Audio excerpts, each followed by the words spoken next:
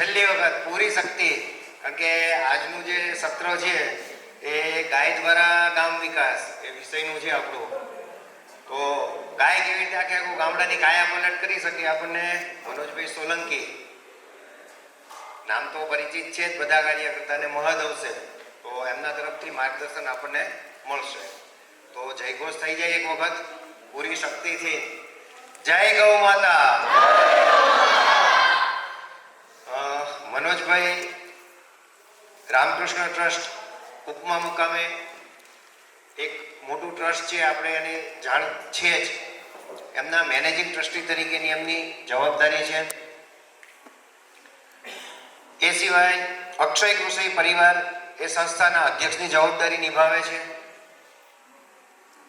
રાષ્ટ્રીય સ્વયંસેવક સંઘ RSSની અંદર સંઘની યોજનાથી સૌરાષ્ટ્ર પ્રાંતની ગ્રામ વિકાસની જવાબદારી, તો ગ્રામ વિકાસના પ્રાંતના પણ સંયોજકની જવાબદારી નિભાવે છે. ICAR નામની એક ભારત સરકારની સંસ્થા છે, એનું પૂર્ણ નામ ફૂલ ફોર્મ ભારતીય કૃષિ અનુસંધાન પરિષદ, એની રાષ્ટ્રીય સમિતિ છે આખા ભારતની, એના સભ્ય તરીકેની પણ એમની સાથે જવાબદારી છે.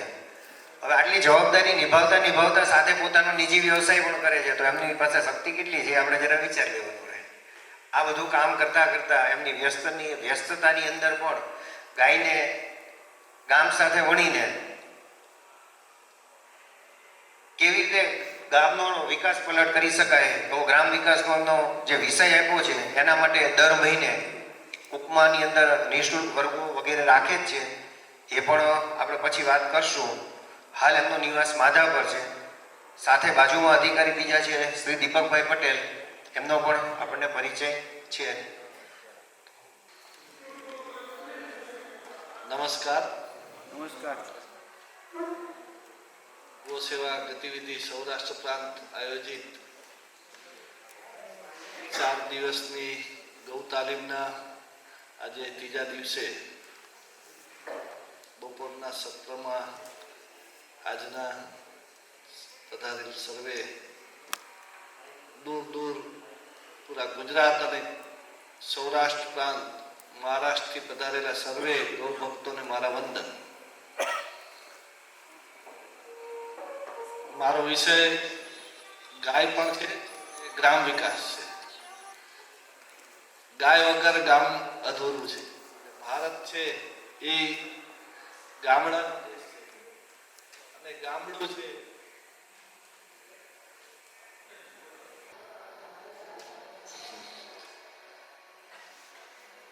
ગાય છે એ માનવ જીવનના કેન્દ્રમાં છે, ગામડાના પણ કેન્દ્રમાં છે.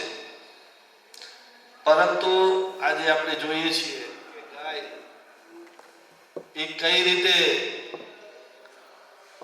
સ્થિતિમાં આપણે જોવા મળે છે. તો આપણે બધે જે પધાર્યા છીએ, આવ્યા છો 4 દિવસ ગાયના વિજ્ઞાન અને ગાયનો આપણા જીવનમાં કઈ રીતે ઉપયોગિતા વધે, આપણા જીવનમાં જે ગાય વણાયેલી હતી, ઘરમાં ગાય હતી, એ પાછી ઘરમાં કઈ રીતે પહોંચે, એના માટે આપણે બધે પ્રયત્નશીલ છીએ. અને આ પ્રયત્નના ભાગરૂપ આજે આપણે એનું પરિણામ પણ થોડુંક જોવા મળે જ છે. ગાયનો મુખ્ય પરિચય છે એ અત્યારે દૂધ છે, પરંતુ વાસ્તવમાં ગાયનો મુખ્ય પરિચય એ ગાયનું ગોબર છે, ગાયનું ગૌમૂત્ર છે, ગૌવંશ પોતે છે, અને પછી દૂધ છે.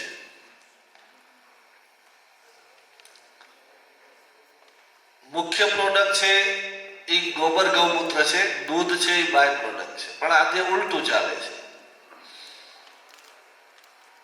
અને ભારતનું ચિંતન, ભારતના વિચારો, ભારતની જીવનશૈલી એ ગ્રામ્ય જીવનશૈલી હતી. અને ગ્રામ્ય જીવનશૈલીની અંદર ઘરની અને ગામની અનેક જરૂરિયાતો, જે કહેવાતું કે ગામડું છે એ પોતાની જરૂરિયાતો 80 થી 90% ગામડામાં પૂરી થતી, એવું ગામનું સ્વાવલંબન હતું. આ સ્વાવલંબન જે છે એ કેના થકી હતું? તો એમાં મુખ્ય જો કોઈની ભૂમિકા હોય તો ગાય છે. એટલે આજે આપણે જે દુનિયામાં છીએ અને જે દુનિયા હતી એ બેનો ભેદ સમજી અને આજે આપણે શું કરી શકીએ એ વાત આપણે કરવાની છે. એક સમય હતો જ ગામડાની અંદર ગાયનું હતું, એ બધાને ખ્યાલ છે. આજે નથી એ પણ ખ્યાલ છે, પણ આપણા બધાને પ્રશ્ન એ છે કે આને પાછું ભેગું કેમ કરવું? જે છૂટું પડી ગયું છે એને પાછી ઘરની અંદર લાવવી કેમ? એ આપણા બધા માટેની ચેલેન્જ છે. ગ્રામ્ય જીવન પદ્ધતિનો આધાર હતી અને આજે એના વગર ગ્રામ્ય જીવન જે ચાલે છે, તો ફરીથી એને આધાર બનાવવાની જરૂર શું છે? શા માટે ગાયની જરૂરિયાત ઊભી થઈ? શા માટે આપણે આ વાત કરી રહ્યા છીએ? બીજા લોકો શા માટે આપણી વાત સાંભળે? આ બધું પહેલે આપણે સમજી લઈએ તો પછી બીજાને આપણે સમજાવી શકીએ. અને આ 4 દિવસની શિબિરનો મુખ્ય હેતુ જ આ છે કે આપણે પહેલે ગાયને સમજીએ અને માત્ર ઉત્પાદન ને આર્થિક દ્રષ્ટિકોણથી નહીં, એનામાં રહેલું જે તત્વજ્ઞાન છે, જે પૂર્ણ વિજ્ઞાન છે, એ વિજ્ઞાન સર્વાંગીણ દ્રષ્ટિથી ગાયને સમજવી. નકા ઘણા બધા લોકો એવા છે કે જે ગાયને પરિચિત તો છે, પણ આપણો બધાનો પરિચય કેવો છે? જે ગાયનો એક વિશાળ પરિચય હતો એમાંથી સીમિત થઈ ગયો છે, અધૂરો પરિચય છે. તો આજે મારે જે વાત કરવાની છે, ગ્રામ્ય જીવનનો આધાર કઈ રીતે ગાય હતી અને આજે આપણે કઈ રીતે થઈ શકે. તો મુખ્ય વાત આવે કે ગાય ઘરમાં શા માટે રાખતા? પેલું ચિંતનમાંથી ચાલુ થાય કે આપણે નવું કરવું છે તો આપણે રેફરન્સ તો જૂનો જ લેવો પડશે કે ભાઈ આપણી પાસે બીજી કોઈ કલ્પના નથી, આપણા પૂર્વજો જે કરતા એ જ આપણો કલ્પનાનો આધાર છે. તો ઘરમાં ગાય શા માટે હતી? તો કે એના ઉપયોગિતા હતી. ઉપયોગિતા શું શું હતી? તો સૌથી પહેલે આપણું જીવનનો આધાર કહી શકાય એમાં હવા, પાણી ને અન્ન. એટલે કે હવા પાણી તો પ્રકૃતિની વ્યવસ્થાથી છે જ, પણ અન્નની ભૂમિકામાં ક્યાંક માનવીય ભાગીદારી હતી. અને એટલે કે આપણી ભોજનની થાળી, આમાં ઇકો થોડો ઓછો થાય. ભોજનની થાળી જે છે એ અડધો હિસ્સો દૂધ, ઘી, માખણ, છાશ હતો. શું હતું? અડધા હિસ્સામાં દૂધ, ઘી, માખણ, છાશ હતું. દુષ્કાળ પડતા, અમારી કચ્છની મારી સંકલ્પના છે, બીજી જગ્યાએ જુદી હોઈ શકે, કે કચ્છની અંદર દુકાળો પડે તો કોઈ ચિંતિત ન થતું.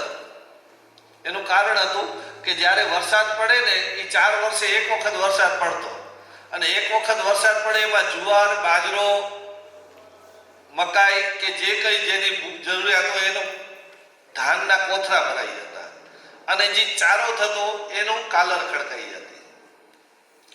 પછી શું? તો કે રોટલો ને દૂધ, રોટલો અને છાશ એ મુખ્ય ભોજનનો આધાર થઈ. એટલે ગાયને ચરો મળી જતો 2-3 વર્ષ વરસાદ ન પડે તો પણ, અને એને પોતાને રોટલા મળી જતા.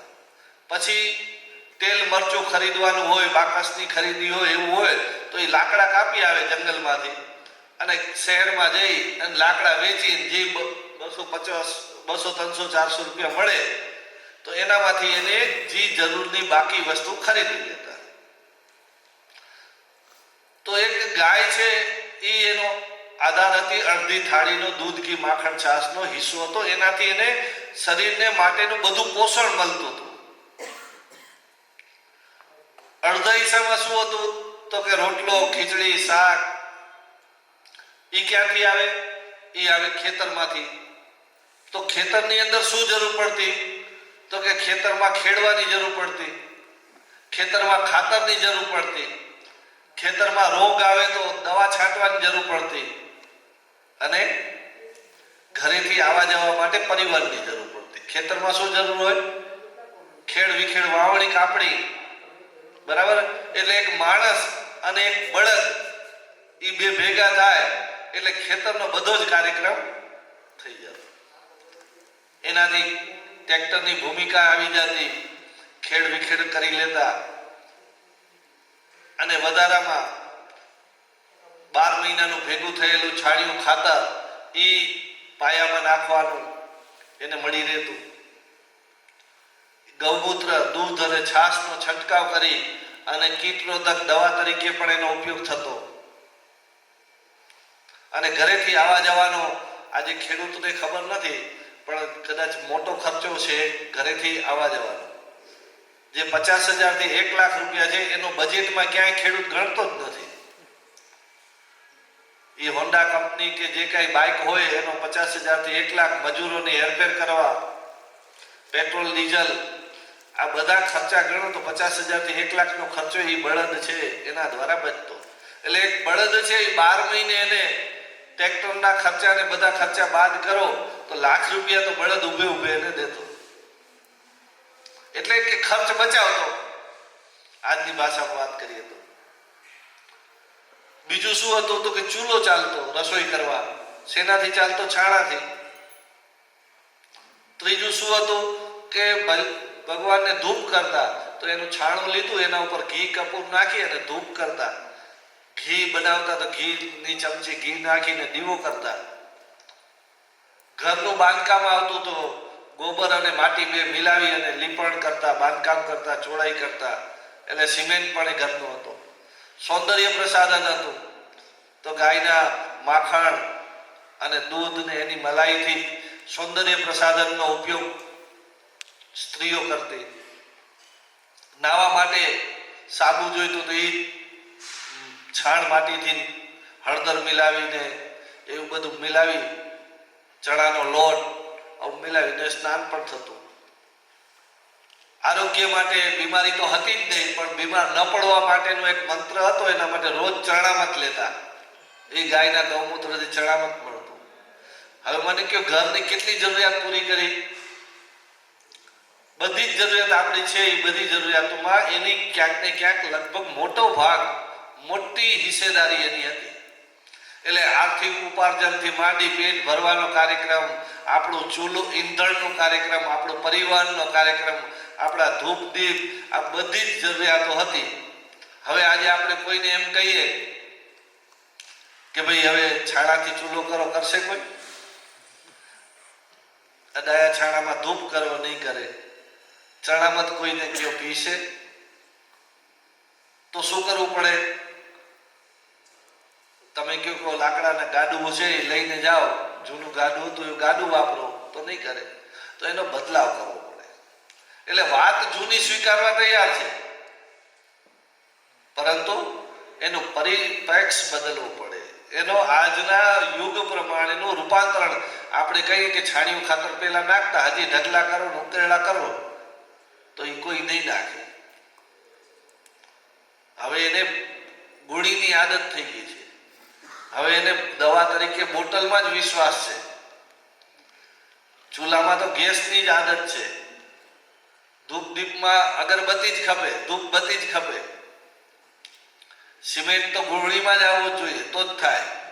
આ જે આદત છે એને આપણે પાછી, આને આ વાત જૂની પણ પરિપ્રેક્ષ નવો.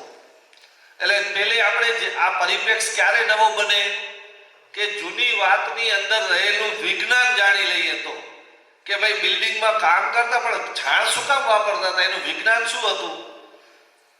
તો એની અંદર એક એવો ચીકણો પદાર્થ છે જે માટીને બાઇન્ડિંગ કરે. એની અંદર એવું ફાઈબર છે કે જે એને જોડી રાખે, ક્રેક ન થવા દે માટીને. અગરબત્તી શા માટે થતી? તો કે વાતાવરણ શુદ્ધિ થતી. ઘી શા માટે થતું? તો કે વાયુ શુદ્ધિ અને ઓક્સિજન નિર્માણ માટેનો વાયુ એમાંથી નીકળતો. આ સાયન્સ આપણે જાણીએ તો આપણે એને મોડિફાઈ કરી અને આપણે ધૂપબત્તી બનાવીએ. ગૌમૂત્ર છે શા માટે પીતા? તો વાત પિત્ત કફને સમન રાખનારું છે. પેલે તો આપણે એમ જ લાગ્યું કે આ તો ધાર્મિકતાની વાત હતી તો શું પીવાની જરૂર છે એટલે મૂકી દીધું. પણ જ્યારે ખબર પડી કે આ ગૌમૂત્ર તો વાત પિત્ત કફને સમન રાખનારું ઔષધ છે, એટલે આપણે આ વાત કરી ત્યારે હવે ગૌમૂત્રનો અર્ક પીવા માટે તૈયાર થયા. તો એક એક વિજ્ઞાન આપણે જાણી અને એક એક વિજ્ઞાનને જાણીને લોકોને આપવું જોઈએ.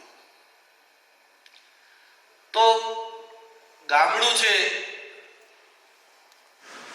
એનો આધાર ગાય છે, પણ ગામડું શા માટે, એ પણ એક પ્રશ્ન છે. ગ્રામ્ય જીવનની વાત શા માટે કરીએ છીએ આજના સમયમાં? આજે બધા છે સ્માર્ટ સિટી બનાવવા જઈ રહ્યા છે, લોકોને બધાને શહેર તરફ જવું છે. તો આપણે જો ગામડાની વાત કરશું તો આપણા ભેગા કોઈ ઊભા નહીં ને, બધા હાલ્યા છે. તો ગામડામાં જવા માટે ઊભા રાખવા હોય તો શું કરવું પડે? તો એની વાત ગામડામાં શું છે એનું માર્કેટિંગ, જેમ તમને કીધું કે ગૌ વિજ્ઞાનનું માર્કેટિંગ કર્યું, એમ ગામડાનું માર્કેટિંગ કરવું પડે. તો ગામડાનું માર્કેટિંગ શું થઈ શકે? ગામડામાં એવું શું છે જે શહેરમાં નથી? તો ગામડાની અંદર જે છે એ શહેરમાં નથી, એવું છે જીવન. શહેરમાં શું છે? પૈસો છે, સુખ સુવિધા છે, પરંતુ જીવન નથી. ગામડામાં શું છે? જીવન છે, સુખ સુવિધા નથી, પૈસો નથી. શહેરની અંદર સુખ સુવિધા છે અને પૈસો છે, તો જીવન ત્યાં લઈ જઈ શકાય ખરું? જીવન એટલે શું? જીવન માટેની શું જરૂરિયાતો છે? જીવન માટેની જરૂરિયાત છે હવા, પાણી અને અન્ન પર્યાપ્ત માત્રામાં, અને હવા, પાણી, અન્ન છે એ શુદ્ધ માત્રામાં હોવું જરૂરી છે. એક તો પર્યાપ્ત હોવું જરૂરી છે અને શુદ્ધ હોવું જરૂરી છે. તો આ પર્યાપ્ત માત્રામાં અને શુદ્ધ હવા, પાણી, અન્ન શહેરમાં છે ખરા? નથી. તમે જોજો જેટલા શહેરમાં જાતા લોકો પેલે શું કરે? પૈસા માટે કામ કરે, એ જીવનને અને સુખ સુવિધાને જોયે. પછી એક પૈસો આવ્યા પછી બીજું કામ શું કરે? પછી છે ને સુવિધા ગોતે, અને સુવિધા જ્યારે પૂરી થઈ જાય પછી શું ગોતે? પછી વોકિંગ ચાલુ થાય. એકદમ સમૃદ્ધ માણસ હશે ને, બધું વટકા આવ્યા પછી એને યાદ આવે કે જીવન તો રહી ગયું. પછી શું કરે? ફાર્મ હાઉસ બનાવે, ક્લબ હાઉસ બનાવે, પછી વોકિંગ કરવા જાય, પછી હવા માટેના કાર્યક્રમો ચલાવે, પાણી માટેનું કામ કરે. તો જીવન એને ક્યારે આવે છે યાદ? કે જ્યારે એનું બધું લગભગ જીવન પૂરું થવા આવ્યું ત્યારે એને જીવન યાદ આવે. કારણ કે એનું પેલો શું હતું? પૈસો હતો. પછી સુવિધાનો નશો હતો, સુવિધા પૂરી થઈ ગઈ તો એને તૃપ્તિ થઈ. તૃપ્તિ ક્યારે થાય? કે જીવન સ્વસ્થ થાય ત્યારે તૃપ્તિનો અહેસાસ થાય. બીમાર શરીરથી કેદી આનંદ ન થાય. તો અને જ્યારે કમાતા હોય ત્યારે તો આનંદનો વિચાર જ ન હોય. જરાક પૈસા આવ્યા પછી આનંદનો વિચાર કરવા જાય તો એને એમ થાય છે કે સુખ સુવિધામાં આનંદ હશે, પણ એમાં આનંદ મળતો નથી. અમેરિકા ફરે ને ઇંગ્લેન્ડ ફરે ને વધુ દુઃખી થાય. અતૃપ્તિ વધે. જેમ જેમ એ સુખ વધવા જાય એમાં તૃપ્તિ વધે. તો સાચું સુખ ક્યાં કીધું છે આપણા શાસ્ત્રોએ? પેલું સુખ તે જાતે. તો ગાય શું છે? આવા સુખની પ્રદાતા છે. તો એ કઈ રીતે છે? તો કે હવા, પાણી, અન્ન જે છે એ બનાવે છે કોણ? હવા, પાણી બને છે ને, બધાને મળે છે. કરોડો જીવો, ખરબો જીવો છે, બધાને મળે છે હવા, પાણી, અન્ન. બધાનું જીવન એ જ છે ને. પશુ, પક્ષી, જીવ જંતુ, માણસ, બધાને શું જોઈએ? હવા, પાણી, અન્ન. પણ હવા, પાણી, અન્ન બનાવે છે કોણ? કોણ બનાવે? પ્રકૃતિ બનાવે. પ્રકૃતિ એટલે કોણ? વનસ્પતિ. ખાલી વનસ્પતિ પ્રકૃતિ છે? તો પ્રકૃતિ એટલે કોણ? સૂર્ય, ચંદ્ર, વરસાદ, પ્રકૃતિ એટલે 84 લાખ જીવો. પ્રકૃતિ એટલે પ્રકૃતિ કયા રૂપમાં છે? પ્રકૃતિ જીવોના રૂપમાં છે. પ્રકૃતિ 84 લાખ જીવોના રૂપમાં વિદ્યમાન છે, કાર્યરત છે. આ બધું કરે છે કોણ? કરે છે જીવ કરે છે ને. આપણા વેદો એટલે આપણે જ સર્જક છીએ અને આપણે જ ભોગતા છીએ. આપણે જ આ જગતના રચયિતા પણ છીએ ને આ જગતને ઉપયોગ કરવાનો પણ આપણને અધિકાર છે. એટલે આપણે સામાન્ય નથી. આપણે શું છીએ? આપણે જ ભગવાન છીએ. આપણે બધા ભેગા થઈએ એટલું જ કામ કરવાની જરૂર છે. એકલા છીએ એટલે આપણે અધૂરા છીએ. અધૂરા છે એ આપણી કમજોરી છે. એટલે કહેવાય ને પૂર્ણસ્ય પૂર્ણમિદમ. આપણે પૂર્ણમાંથી આવ્યા છીએ અને પૂર્ણમાં આપણું લક્ષ્ય શું છે? ભગવાનને પ્રાપ્તિ કરવી. ભગવાનને પ્રાપ્તિ કરવી એટલે પૂર્ણતા તરફ જવું. એક પૂર્ણ શક્તિ છે એના તરફ આપણને જવું. તો આપણે અપૂર્ણ છીએ એ આપણને ખબર હોવી જોઈએ. અને પૂર્ણ થવા માટે મારે ભગવાનને મળવું છે તો ભગવાન કોણ છે એ ખબર હોવી જોઈએ. તો ભગવાન છે 84 લાખ જીવો. પણ આ 84 લાખ જીવમાં બે જીવનું એક વિશેષ મહત્વ છે. એક છે માનવ અને એક છે ગાય માતા. 84 લાખ જીવોમાં આ બે આપણા શાસ્ત્રોની અંદર જેટલી પણ વાતો છે ને આ બે જીવની વાતો છે.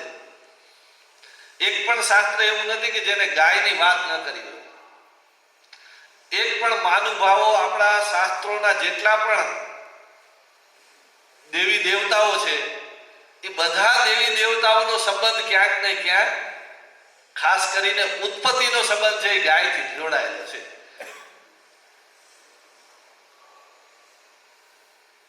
એટલે ગાય શું છે? જગતના 84 લાખ જીવનો સૌથી પવિત્ર જીવ એટલે ગાય. માણસથી પણ પવિત્ર. અને જગતના 84 લાખ જીવમાં મહત્વનો જીવ એટલે માનવ. પવિત્રતા અને મહત્વતાની સાથે મળે બે જીવનું મહત્વ છે. માણસ શું કામ મહત્વનો છે? કારણ કે માણસને છે ને આ 84 લાખ જીવોની ગાડી જે છે, આ ખરબો વર્ષ સુધી આ સંસાર ચાલે, આ સંસારની જે રચના ચાલે છે, આ વ્યવસ્થા ચાલે છે, એક ધારા પ્રવાહ જીવનરૂપી ધારા પ્રવાહ વહે છે. એની ડ્રાઇવિંગ સીટમાં કેને બેસાડ્યો છે?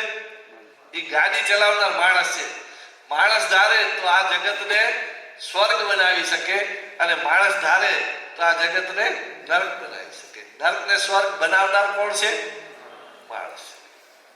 કારણ કે એને એકને જ બુદ્ધિ સ્વતંત્રતા અને કર્મ સ્વતંત્રતા દીધી છે. બાકી બધા જીવોને નિશ્ચિત કાર્યક્રમ દીધો છે, જેને નિશ્ચિત જ વર્તન કરવાનું છે. એમાં એનો ફેરબદલ ચાલે નહીં. એક જ માણસને એવું વર્તન કરવાની છૂટ દીધી છે કે તને જે યોગ્ય લાગે એ કર. અને માણસ શું કરે છે? માણસનો એક સ્વભાવ છે કે એને સુખી થવું છે. એટલે એ શું કરે છે? સુખી થવાના નિરંતર પ્રયાસ રૂપ કાર્ય કરે છે. એ હંમેશા જે કંઈ કરે છે ને એ કરવાનો પ્રયાસ શું છે ખબર? સુખી થવું. આપણા બધાનું લક્ષ્ય શું છે? આત્માએ શરીરનો ધારણ કર્યું, આ જગતમાં આવ્યા છીએ. આપણા શાસ્ત્રોમાં આપણે જાણવા મળ્યું છે કે શરીર અને આત્મા બે અલગ છે. બરાબર? આત્મા એ શરીરને ધારણ કર્યું. આત્માએ શરીરને ધારણ શું કામ કર્યું છે? આ જગતમાં આવવાનું આપણું પ્રયોજન શું છે? આ જગતમાં આવવાનું પ્રયોજન છે સુખી થવું. બધાને કોઈ પણ જે કાર્ય કરી રહ્યા છે ને એને પૂછશો તો એનો છેડો છે ને, એનો છેડો શું આવશે? સુખી થવા ઉપર આવશે. એના સિવાય બીજો કોઈ લક્ષ્ય કોઈનું છે નહીં. અને સુખી થવાના પ્રયાસમાં પોતાની બુદ્ધિને ઉપયોગ કરે છે, હૃદયનો ઉપયોગ કરે છે અને એને જે વિચાર આવે છે એના પ્રમાણેનું વર્તન કરે છે. અને વર્તન ઘણી વખત એને સુખ તરફ લઈ જાય છે અને ઘણી વખત છે એ દુઃખ તરફ લઈ જાય છે. એ પ્રયાસરૂપ છે. એટલે પ્રયાસ કરવો એ આપણો કર્તવ્ય છે અને આપણે બધા ભેગા થઈને પ્રયાસ કરીએ છીએ સુખી થવાનો. પરંતુ સુખ નથી મળતું એનું કારણ શું? તો કે સમજણ ન હોય તો સુખ ન મળે. સંસાધનોથી સુખ નથી, સમજણથી સુખ છે. સમજણ શેની સમજણ? તો કે આ જગતની રચના શું છે ને એ જો સમજાઈ જાય તો જીવન સહજ સરળ બની શકે. મારે કરવાનું શું છે?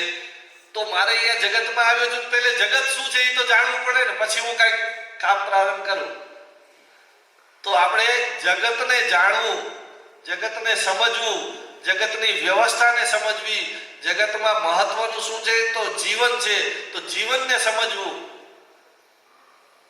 તો હવા પાણી અન્નનું મેનેજમેન્ટ શું છે એને સમજવું. એ જો સમજાઈ જાય તો શું થાય તો જીવન સહજ અને સરળ બને અને આનંદની પ્રાપ્તિ થાય. અને ન સમજાય તો આપણે સમજ્યા વિચાર્યા વગર કરીએ તો કોઈકની પાછળ હાલીએ તો ક્યારેક ખાડામાં પડીએ, ક્યારેક કોઈક ઊંચો જાય તો એની પાછળ ઊંચા પણ થાય. એટલે કોઈકની પાછળ હાલવું એ આપણો ક્રમ નથી. દરેક વ્યક્તિનું પોતાનું ચિંતન હોય અને પોતાનું ચિંતન છે એ સુખી થવા તરફનું હોય અને સુખી થવાનો રસ્તો છે સમજવાનો ક્રમ. આપણા શાસ્ત્રોએ શું સમજ્યા હતા, હિન્દુ ધર્મ શું છે, હિન્દુ ધર્મ શેની સમજ છે તો હિન્દુ ધર્મ છે એ પ્રકૃતિની સમજ છે. એક એક જીવની એને શું થાય છે આપણા વેદોની અંદર બધા કાર્ય જીવનના કાર્યોનું સમજણ આપી છે. આપણા શાસ્ત્રોમાં આખા જગતની રચનાને સમજ્યા છે. માટી શું છે, પાણી શું છે, હવા શું છે, આકાશ શું છે, અગ્નિ શું છે, જલ શું છે, પંચ તત્વને સમજી લઈએ તો આખી જગતને સમજાય જાય. અને બીજું કીધું છે કે આપણે આપણી જાતને સમજી લઈએ તો પણ જગતને સમજવું સહેલું છે. તો આ સમજણથી સુખી થવાય ને આ સમજણ છે એ પ્રકૃતિની સાથે ભાગીદારી કરવા માટે જરૂરી છે. આપણે શું કરવાનું છે, આ જગતની વ્યવસ્થા ચાલે છે એમાં આપણે ભાગીદારી કરવાની છે. એટલે એની સાથે જે કાર્ય હવા પાણી અન્નનું બને છે એની સાથે ભાગીદારી કરવાની. શું કામ કરવાની છે તો કે મારે વારંવાર આ જગતમાં આવવું છે. આ જગતમાં કેટલી વાર આવવાનું છે? વારંવાર. પુનરપી જનનમ પુનરપી મરણમ. મારે વારંવાર આ જગતમાં આવવું છે. એટલે અને મને વારંવાર શું પ્રયાસ કરવાનો છે? સુખી થવાનો પ્રયાસ કરવાનો છે. અને સુખ માટે હવા પાણી અન્નનું મેનેજમેન્ટ એ પ્રાથમિકતા છે. પછીથી છે એ સુખ સુવિધાઓ છે. પેલે જીવન જ ન હોય તો શું થાય? તો એના માટે એવું છે કે આ જ્યારે જન્મીએ છીએ ત્યારે આત્માનું કાર્ય છે પણ એ કેના માધ્યમથી થાય છે? શરીરના માધ્યમથી થાય છે. તો કે શરીરની જરૂરિયાત શું છે તો કે હવા પાણી અને આત્માની જરૂરિયાત શું છે? એને આનંદિત થવું. તો આનંદિત કેમ થવાય અને શરીરને હવા પાણી અન્ન કેમ મળે? તો આ બે કામ જો હવા પાણી અન્ન માટે છે એ પ્રકૃતિને સમજી પ્રકૃતિની હવા પાણી અન્નની વ્યવસ્થા ચાલે છે એના ભેગા જોડાઈ જઈએ તો આપણે હવા પાણી અન્ન પર્યાપ્ત માત્રામાં શુદ્ધ માત્રામાં મળે. અને આ પ્રકૃતિ જ્યાં હોય એની સાથે રહેવું. તો ગામડામાં શું છે? પ્રકૃતિ છે. તો ગામડામાં હવા પાણી અન્ન સહજતાથી ઉપલબ્ધ છે તો ઉમાં આપણું જીવન છે એ સહજ રીતે જશે. તો આનંદ સ્વસ્થ શરીર હશે તો પછી આપણી બીજા આનંદની આપણી સુખ સુવિધા રૂપી આનંદ પણ આપણે લઈ શકશું. મીઠાઈઓ પણ ખાઈ શકશું, ગાડીમાં ફરી શકશું, સંબંધોનું નિર્વાહ કરી શકશું. તો બધી જ પ્રકારના આનંદને મળી શકશે. તો શરીરને જાળવવું એનું નામ છે સ્વાર્થ. તો સ્વાર્થમાં શું કરવાનું છે તો સ્વાર્થ માટે આખા જગતમાંથી હવા પાણી અન્ન આપણે લેવાના છે.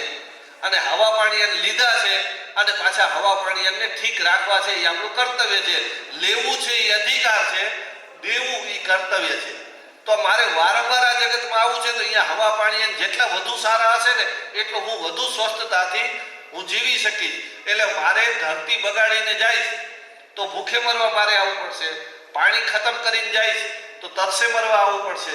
હું સંસ્કાર બગાડીને જઈશ તો દુઃખી થવા આવવું પડશે. હું જો જમીન પાડીને સંસ્કારો સારા કરવાના પ્રયાસ કરીશ તો મારું આવતો જન્મમાં આ જન્મમાં જેટલું સુખ છે એનાથી વધારે જ સુખ મળશે. અને આત્મા શું છે? આત્માને પ્રવાસ કરવાનો છે. આ ગાડી, આ શરીર છે એ ગાડી છે, એ પ્રવાસ કરે. તો ગાડીને હવા પાણી અન્ન જોઈએ એટલું જ છે, બીજું કાંઈ એને વધારે જરૂરિયાત નથી. તો બાકીની જરૂરિયાત કેની છે? બાકીની જરૂરિયાત છે એ આત્માની છે. ને આત્માને જોઈએ છે પરમાર્થ.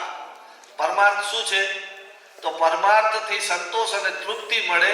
અને પરમાર્થ એટલે કે પોતાના સિવાય બીજા માટે જીવવું. પોતાના સિવાય બીજા માટે જીવવું એનું નામ છે પરમાર્થ. અને બીજા માટે જે કાંઈ કરવું બીજા માટે કરશું એટલે વારંવાર આપણે જગતમાં આવશું 84 લાખ જીવો માટે કરશું તો જીવો માટે કરશું તો એ અંતે તો કુલ મળીને આખું જગતનું વાતાવરણ માટે છે તો બીજા માટે કાંઈ પણ આપણે કરશું તો એનાથી આપણને સંતોષ મળશે, તૃપ્તિ મળશે ને અંતે આનંદની પ્રાપ્તિ થશે. અને એ પણ કયો આનંદ? જરીક આનંદ આપણે કોઈ પિક્ચર જોઈએ, સારો કાર્યક્રમ કરીએ, થોડુંક ખારું ખાઈએ તો કેટલો આનંદ આવે છે. તો આપણે નિરંતર આનંદ જોઈએ છે, નિજાનંદ, પરમાનંદ, શાશ્વત આનંદ. આની આપણી શોધ છે. આપણે બધા શેની શોધ કરી છે? નિરંતર આનંદની શોધ કરી છે. અને નિરંતર આનંદ છે એ પરમાર્થના કાર્ય વગર ન થાય. તો ગામડાનું જીવન શું છે ખબર છે? એ સ્વાર્થ પણ છે અને પરમાર્થ પણ છે. શહેરનું જીવન શું છે? ખાલી સ્વાર્થ છે. એટલે એમાં આપણે તૃપ્ત નથી થતા. આપણે શેની શોધ? મૃગ છે ને એ કસ્તુરીની શોધમાં ભટકે છે. માણસ શેની શોધમાં ભટકે છે? સંતોષ અને તૃપ્તિ ને સુખની શોધમાં ભટકે છે. તો સંતોષ અને તૃપ્તિનો માર્ગ છે કે પરમાર્થનું બીજા માટે કામ કરવું. અને એવું આપણો વ્યવસાય હોય કે જે વ્યવસાય આપણને સ્વાર્થ અને પરમાર્થ બંને આપે. કમાવા આજીવિકાના છે ને 4 પ્રકાર છે. એક આજીવિકા એવી છે કે મારું એ કલ્યાણ કરે, આપણું કલ્યાણ થાય એવું તો આપણે આજીવિકા લઈએ કે આપણું એ કલ્યાણ કરે ને સામેવાળાનું મારો વ્યવસાય જગતનું પણ કલ્યાણ કરે. એવો એક આજીવિકા નંબર 1. બીજી આજીવિકા છે મારું એ કલ્યાણ કરે અને સામેવાળાને કોઈ નુકસાન ન કરે. ત્રીજા નંબરની આજીવિકા છે મારું કલ્યાણ કરે પણ સામેવાળાનું પણ નુકસાન અથવા સર્વનાશ કરે. અને ચોથી હમણાં નવા પ્રકારની આજીવિકા નીકળી છે જે પોતાનો એક સર્વનાશ કરે અને સામેવાળાનો સર્વનાશ કરે. આપણે કેટલે નીચે હાલ્યા ગયા? ચોથી કેટેગરીમાં પહોંચી ગયા છે ને કે જેમાં આપણને ખબર નથી કે મારું હિત શેમાં છે, મારે શું ખાવું જોઈએ ને શું ન ખાવું જોઈએ. આજે પૈસા હોવા છતાં આપણે પેલે ગુણવત્તા નથી પૂછતા, પેલે ભાવ પૂછીએ છીએ. દુકાન જઈને શું પૂછીએ? તમે કેની ગુણવત્તા પૂછા કરી? તો તમને ખાવું પેટમાં છે, તમારા જીવન માટે તમે શું શોધવાનું હોય? ગુણવત્તા શોધવાની, શુદ્ધતા શોધવાની. પણ આપણે પેલું શું પૂછીએ? ભાવ. તો ભાવ પ્રમાણે પછી માલ આવે. તો આપણી આવી સમજણ, નાનકડી સમજણ જો ન હોય તો શું થાય? પૈસા એમને પડ્યા હોય અને આપણે હાલતા થઈ જાય તો પછી યાદ આવે કે આ પૈસો તો મારો કડે તો હતો, મેં શુદ્ધ કેમ ન ખાધું? કેન્સર થાય ને તો એ યાદ આવે કે મારે શું ખાવું જોઈતું હતું, શું નહોતું ખાવું, મેં શું કરવું જોઈતું હતું ને શું નહોતું કરવું. એટલે એ પછી શું છે? એનું નામ છે રાંડિયા પછીનું ડાપણ. ભારત રાંડિયા પછીના ડાપણનો દેશ નથી, એ પ્રિવેન્શનનો દેશ છે. એનું ચિંતન, એનો એક એવો વાહક છે, એવો આપણે વારસો મળ્યો છે. એ વારસામાં આ બધું ચિંતન મળ્યું છે. હું જે વાત કરું છું આ ચિંતનની વાતો છે. માણસે શું કરવું જોઈએ અને ચિંતનની વાત આપણે વારસોમાં શાસ્ત્રોથી મળી છે, આપણા બાપ દાદાથી મળી છે, આપણા માતા પિતાથી મળી છે. એ વાતને આપણે પકડી નથી એટલો જ ભૂલ છે. મળી તો છે બધાને પણ પકડી નથી. પકડી ગઈ છે આ જાહેરાત થાય ને એ પકડીએ છીએ. માં કે ન પકડીએ, દાદી કે ન પકડીએ, દાદા કે ન પકડીએ, સાસુ કે ન પકડીએ. પણ આપણે કેનું પકડીએ? ટીવી વાળાનું પેલે પકડીએ જે પોતા માટે કંઈક કરી રહ્યા છે. તો આવું ગ્રામ્ય જીવન છે એ એવું છે કે જેમાં સ્વાર્થ અને પરમાર્થ થાય. તો હવે સ્વાર્થ અને પરમાર્થની આજીવિકા વાળા વ્યવસાયો કયા? જેમાં બે હોય, મારા આત્માને પણ આનંદ મળે, પરમાર્થનું કામ થાય, મોટું કામ થાય અને મારું શરીરનો નિર્વાહ થાય, મને કપડાં મળે, ગાડી મળે, બધું મળે, એવી રીતનું હોય. તો એનું નામ એવા કયા વ્યવસાયો છે કે જેને આ 4 વ્યવસાય, તો ભારતના મૂળભૂત વ્યવસાય હતા 4. એક હતું કૃષિ. સૌથી જગતનો ઉત્તમમાં ઉત્તમ વ્યવસાય હોય તો કૃષિ. પણ કઈ? જૈવિક કૃષિ, ગાય આધારિત કૃષિ, પ્રાકૃતિક કૃષિ. બરાબર. બીજો વ્યવસાય છે પશુપાલન. ત્રીજો વ્યવસાય છે ગ્રામોદ્યોગ. ચોથો વ્યવસાય છે હસ્તકલા. આ 4 વ્યવસાયોનો આ દેશ હતો. અને આ 4 વ્યવસાય ભારતની અંદર એટલા બધા સમૃદ્ધ ને સ્વસ્થ હતા જેનાથી આ દેશ સોનાની ચીડિયાનું પદ પ્રાપ્ત થયું હતું. દુનિયાના લોકો આ ભારતમાં આ પ્રકારના વ્યવસાય શીખવા માટે આવતા હતા અને આ પ્રકારના વ્યવસાયો આપણા ઋષિ મુનિઓએ તપ સાધનાથી ચિંતન મનનથી જંગલમાં બેસીને આપણા ઋષિ મુનિઓ વૈજ્ઞાનિક હતા. જુદા જુદા પ્રકારના સામાજિક, પર્યાવરણીય, રાસાયણિક, ગણિત બધાના તત્વના જ્ઞાતા હતા અને ઋષિ મુનિઓ જંગલમાં બેસીને અને પ્રકૃતિમાંથી શીખ્યા હતા. એ કોઈ પાઠશાળામાં શીખ્યા નતા. એ માત્ર ને માત્ર પોતાની અંદરના વિકારોને નિર્મૂલન કરી દે. વિકાર, માનવીય વિકારો નીકળી જાય તો આપણે શું થઈ જઈએ? પ્રકૃતિ થઈ જાય. જેવા પ્રકૃતિ થઈ જાય એટલે તમે જે પ્રશ્ન પૂછો એનો જવાબ તમને ચિત્ર સ્વરૂપે દેખાય. કારણ કે તમે ભગવાન બની જાઓ, પૂર્ણ રૂપમાં આવી જાઓ. તમે માનવ રૂપમાં છો એટલે તમને એક પ્રકારના લોભ, મોહ, માયા, મત્સના ચશ્મા પહેરેલા છે એટલે આપણને સાચું દેખાતું નથી ને સમજાતું નથી. ઋષિ મુનિ શું કરતા?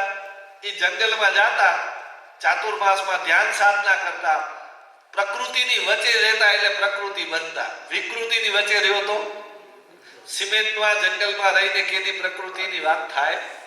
થાય તો પણ સમજાય, સમજાય તો અનુભવાય નહીં. તો પ્રકૃતિની વચ્ચે રહેવાથી જ્યાં એક આભામંડલ અને ઓરા ઊભી થાય છે, એ ઓરા છે ને એ માણસને માણસ બનાવવા માટે મદદરૂપ કરે છે. જ્યાં પ્રકૃતિ હશે ત્યાં જોજો જ્યાં ભેગે બધાને મજા આવી જશે. નેચરમાં જાઓ છો મજા આવે છે. કોઈ કેમ? એટલા માટે કે આપણો ને એનો ડીએનએ એક છે, આપણી ને એની કેમિસ્ટ્રી એક છે. પંચ તત્વોમાંથી બન્યું છે ને આપણે પણ પંચ તત્વ, પણ સિમેન્ટ આપણામાંથી નથી, એ પંચ તત્વમાંથી નથી બન્યો. એટલે એની કેમિસ્ટ્રી આપણા સાથે મેચ થશે. જીવંત વસ્તુ સાથે આપણને હંમેશા મજા આવશે. કોઈ માણસ હોય અત્યારે ભોગવાની વિચારધારા દેશમાં ચાલે છે તો એ એકલા સુખી થવાની વાત કરે છે. બધાના પ્રયાસ એમ છે કે હું ટોપમાં જ જાઉં, ટોપમાં જ જાઉં, જ્યાં પૈસો જોઈને હું જાઉં, બીજું કોઈ ન હોય. ઘરમાં પણ આવી હરીફાઈઓ હાલે છે. ઘરમાં પણ એકબીજાને પાછળ મૂકીને હું આગળ થઈ જાઉં, મારા બેંક બેલેન્સ મોટું થાય, સોનાનો મહેલ, ગાડી, બંગલા જે કે એ બધું વસ્તુ આપી દે, એક ખૂણામાં કોઈ રહી દે. કોઈ પણ જીવ વગર રહી શકે નહીં. શું કામ? કારણ કે હવા પાણી અન્ન છે એ જીવ જ બનાવે નહીં તો કેમ રહી શકો? હવા પાણી અન્ન જ ન હોય તો શું કરો? એટલે આ જગત છે એ તાણાવાણા છે. 84 લાખ જીવ છે ને એ આપણા પરસ્પર અવલંબન છે. એના વગર હું ન જીવી શકું, મારા વગર એ ન જીવી શકે. બધાના એકબીજાના તાણાવાળા. આ કપડું છે ને એમાં આડા દોરા જેટલા છે ને એટલા ને એટલા ઊભા દોરા છે. એનાથી આની સ્ટ્રેન્થ છે. એમ આ જગતના 84 લાખ જીવ ભેગા થાય ને ત્યારે આ જગતનું કપડું છે ને ફાટેલું ન રહે, એ કપડું સારું થાય. આ જગત પૂર્ણ રૂપે ભગવાનનું રૂપ ધારણ કરી લે. એક એક જીવ ભગવાન બની જાય, બધા ભેગા થઈ જાય તો આપણે આવી સ્થિતિ જે ઊભી કરવાનું ક્યાં થઈ શકે? તો એ હંમેશા ગામડામાં જ થઈ શકે. ગામડા વગર શક્ય નથી. અને આ 4 વ્યવસાયો કીધા એ ક્યાં થાય? એ ગામડામાં જ થાય, બીજે ક્યાંય થાય નહીં. તો ભારતનું મૂળ ચિંતન એમ કે છે કે આપણે સુખી થવું હશે તો આપણે કેટલીક બેઝિક વાતો સમજવી પડશે અને જે પણ પ્રયાસ કરીએ એ આપણને સુખ તરફ લઈ જનારા હોવા જોઈએ. કદાચ આ જન્મ ન મળે તો એમ કહેવાય છે કે મર્યા પછી સમજણ ભેગી ચાલે, બીજું કાંઈ ન ચાલે. તો સમજણ આ જગતમાં આ જન્મમાં થોડીક મળી, આવતા જન્મમાં એમ કરતે મને જાવું છે મુંબઈ અને મારું મોઢું છે એ ભુજ બાજુ હશે તો હું કેદી પહોંચીશ? પણ જો મારું મોઢું મુંબઈ બાજુ હશે તો નિશ્ચિત છે કે એક દિવસ મારી દિશા મારી નિશ્ચિત હશે તો એક દિવસ જરૂર પહોંચશું. તો દિશા નિશ્ચિત કરવા માટે આપણે શું કરવું પડે? તો દિશા નિશ્ચિત કરવા માટે આપણે આપણા શાસ્ત્રોનો ઉપયોગ કરવો પડે, રેફરન્સ લેવા પડે. આપણા શાસ્ત્રો, આપણું ભારતનું ચિંતનને પકડીને હાલવું જોઈએ, નહીં કે આ ભોગવાદી વિચારધારાનું ચિંતન જે એકલા સુખી થવાની વાત કરે છે, માત્ર અધિકારની વાત કરે છે, એ માત્ર માનવ કેન્દ્રિત જ વિચારધારા છે. હિંસાની વાત કરે છે, ભેદભાવની વાત કરે છે. ભારત શેનો દેશ છે? અહિંસા ધર્મ. આપણો કયો ધર્મ છે? અહિંસા ધર્મ. અહિંસા ધર્મ શું કામ છે? હવે સમજાય ને કે આ હવા પાણી અન્નનું મેનેજમેન્ટ જીવો થકી છે. એ જો જીવો ખતમ થઈ જાય તો હવા પાણી અન્ન દૂષિત થાય અથવા એની ઉત્પાદકતા ઘટી જશે, જીવન ખતમ થઈ જશે, ધીરે ધીરે જીવો ખતમ કરવા મળે. તો ઝેરનો વેપાર આ જગતમાં ક્યાંય સ્થાન નથી. જગતમાં ક્યારે પણ ઝેરનો કાર્યક્રમ હોઈ શકે નહીં, માત્ર અમૃતનો જ કાર્યક્રમ હોય. અને આ અમૃત આપે કોણ છે? એ ગાય માતા આપે છે. અમૃતનો સ્ત્રોત આખા જગતમાં જો કોઈ હોય તો ગાય માતાના દૂધ, ઘી, માખણ, છાશ, પંચગવ્ય છે. એ અમૃત છે ધરતીના. અને આ ધરતીમાં જ્યાં પણ ઝેર કદાચ આવી પણ જાય ને તો એ ઝેરનું નિર્મૂલન કરવાની તાકાત ગાયના ગવ્યમાં છે. ધરતી તત્વ વિશુદ્ધ થશે, કેમિકલનું ગમે એટલું હશે, એને પાછું જીવંત કરવી હશે તો ગાય જ કરી શકશે, એનું ગોબર જ કરશે. ધરતીને પાછી શુદ્ધ કરવા માટે ગોબર છે, જલ તત્વ શુદ્ધ કરવા માટે ગૌમૂત્ર છે, આકાશ તત્વ શુદ્ધ કરવા માટે દહીં છે, વાયુ તત્વ શુદ્ધ કરવા માટે દૂધ છે, અને તેજ તત્વ શુદ્ધ કરવું હશે તો ઘીથી થશે.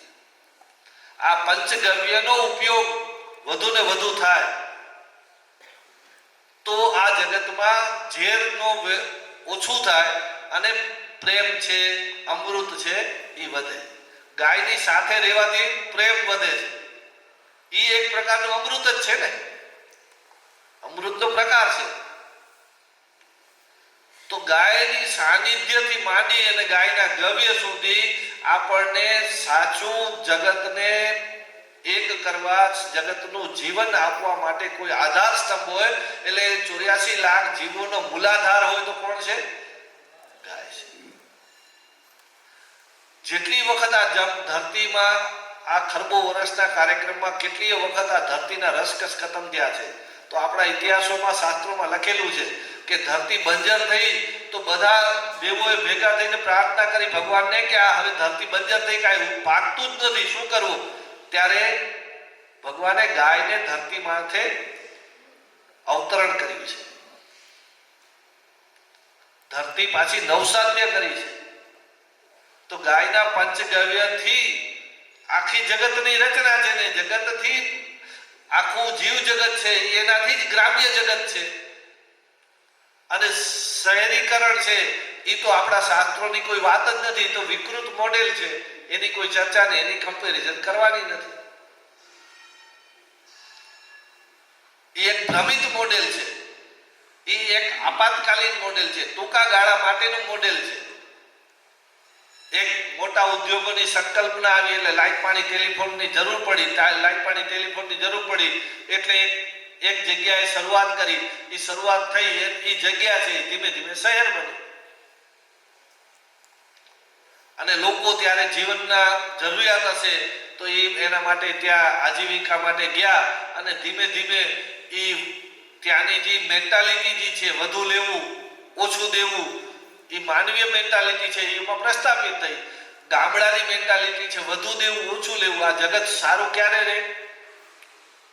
બધા દે કરે ને તો કોઈ દુઃખી ન રહે. જગતમાં છે એટલું જ છે, એમાંથી વધઘટ કાંઈ થતું નથી. પણ બધા જો પોતા પાસે છે એ બધે વચમાં રાખી દે તો શું થાય? તો કોઈ કડે કાંઈ કમી ન રહે. અને બધે લે કરે તો જગતમાં બધું જ ખૂટી પડે.